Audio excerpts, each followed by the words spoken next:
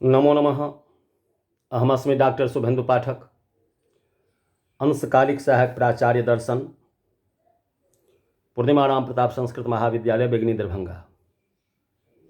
प्रियांशु छात्र, आज की कक्षा में हम शास्त्री प्रतिष्ठा द्वितीय खंड के छात्रों को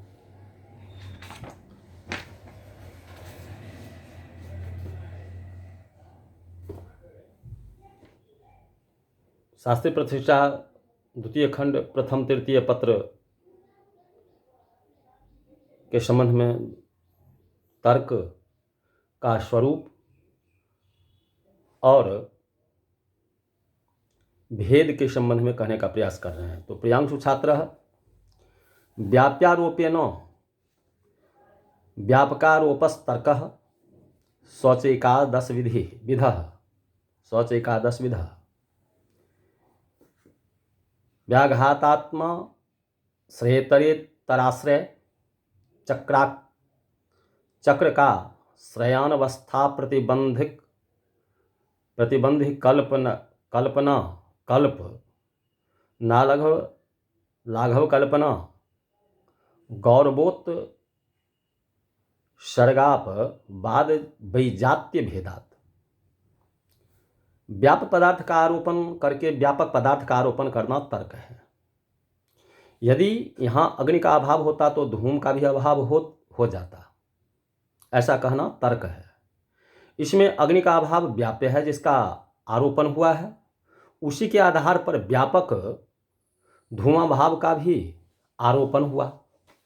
पर्वत में धूम देखकर कोई व्यक्ति उक्त तर्क की सहायता से अनुमान प्रमाण के द्वारा अग्नि का निश्चय कर ले सकता है। यही कारण है कि तर्क को प्रमाणों का सहायक मानते हैं।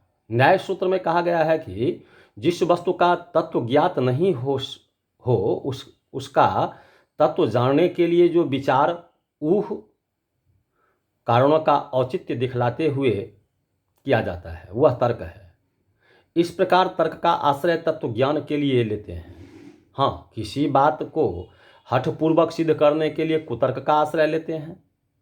तर्क में तत्व निर्णय करने के लिए साध्य वाक्य के उल्टे वाक्य की असंगति दिखलाते हुए आते हैं।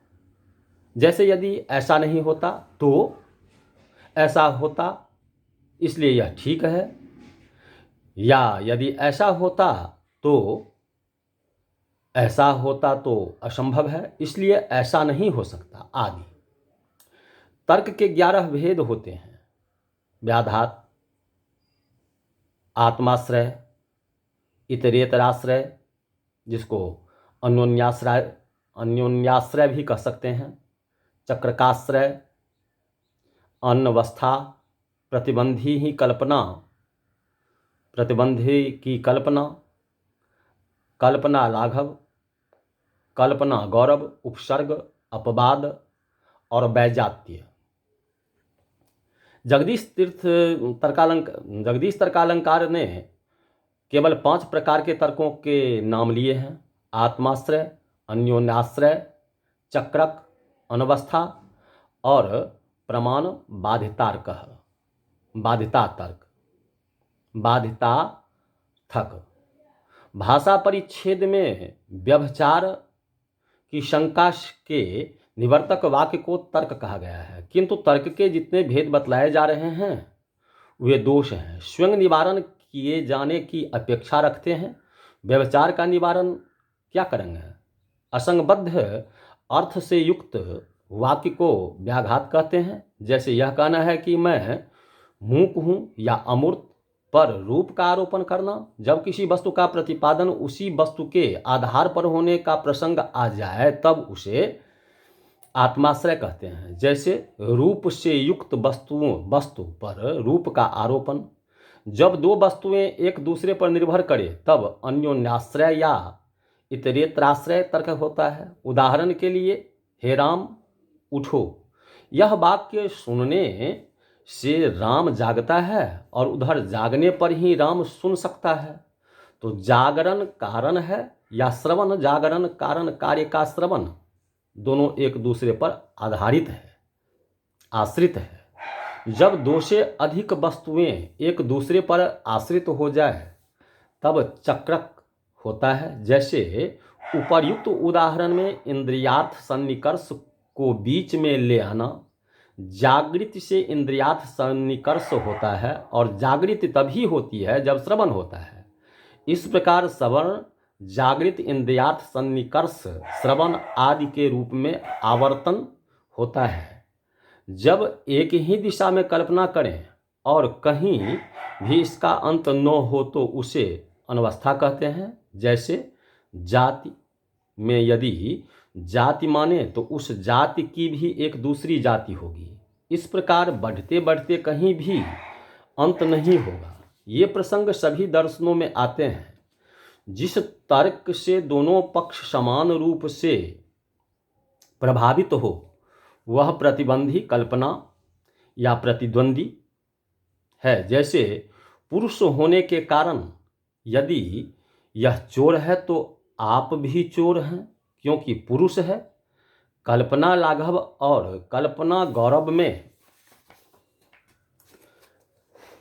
कहते हैं जो कल्पनाओं का क्रमशः संकोच और विस्तार होता है।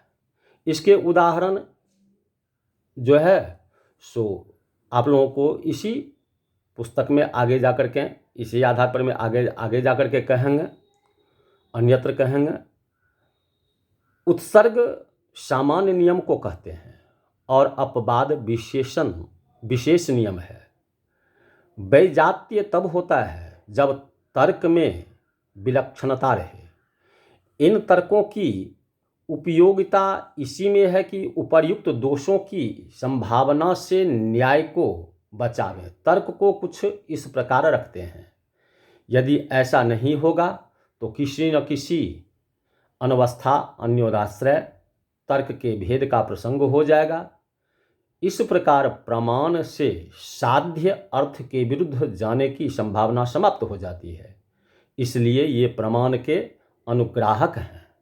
तो प्रियांशु छात्र, आज की कक्षा में बस इतना ही। पुनः इससे आगे कक्षा में आप लोगों को निर्णयवाद जल्प वितंडा के संबंध में कहने का प्रयास करेंगे। इति।